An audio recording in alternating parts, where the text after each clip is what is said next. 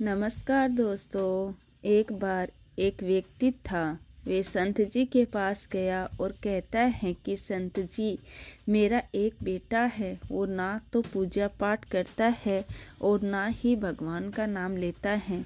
आप कुछ ऐसा कीजिए कि उसका मन भगवान में लग जाए। संत जी कहते हैं, ठीक है बेटा, एक दिन उसे मेरे पास ले आना।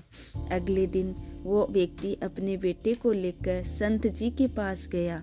अब संत जी उसके बेटे से कहते हैं, बेटा बोल राधे राधे। बेटा कहता है, मैं क्यों कहूँ संत जी। फिर कहते हैं, बेटा बोल राधे राधे। वो इसी तरह से मना करता रहा और अंत में उसके मुंह से यह निकल ही गया, मैं क्यों कहूँ राधे राधे।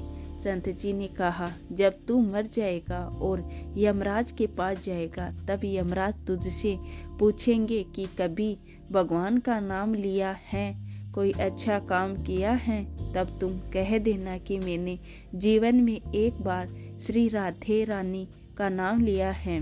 बस एक बार ऐसे ही समय व्यतीत हुआ। एक दिन वह मर गया। यमराज के पास पहुंचा। यमराज ने पूछा, कभी कोई अच्छा काम किया है, कभी भगवान का नाम लिया है? तो उसने कहा, हाँ महाराज, मैंने जीवन में एक बार श्री राधा रानी के नाम को बोला है। आप उसकी महिमा बताइए। यमराज सोचने लगे कि एक बार नाम की महिमा क्या होगी, इसका तो मुझे भी नहीं पता। यम बोले, चलो इंद्र के पास, वो ही बताएंगे। तो वो व्यक्ति बोला, मैं ऐसे नहीं जाऊंगा, पहले पालकी लेकर आओ, उसमें बैठ कर जाऊंगा। यमराज ने सोचा ये बड़ी मुसीबत है, फिर भी पालकी मंगवाई गई थी और उसे उसमें बिठाया गया। यमराज जी सबसे आगे वाले कहर को हटाकर उसकी जगह पर आप लग गए जाइए।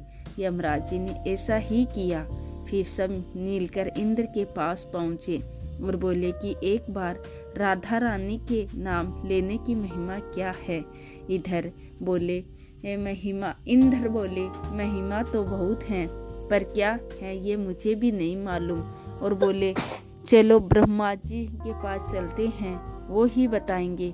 वो व्यक्ति बोला, इंद्र देव जी, ऐसा है, दूसरे कहर को हटाकर आप यमराज के साथ मेरी पालकी उठाइए। और अब एक और यमराज पालकी उठा रहे हैं और दूसरी ओर इंद्र देव लगे हुए हैं। पहुँचे ब्रह्मा जी के पास। ब्रह्मा जी ने सोचा कि ऐसा कौन सा प्राणी ब्रह्मा लोक में आ रहा है जो स्वयं इंद्र और यमराज पालकी उठाकर ला रहे हैं। ब्रह्मा जी के पास पहुँचे। ब्रह्मा जी ने पूछा, एक बार श्री राधा रानी के नाम लेने की महिमा क्या है?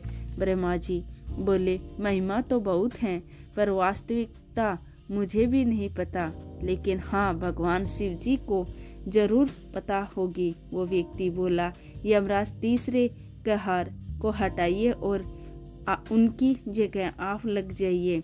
अब क्या करते, महिमा तो जाननी ही थी।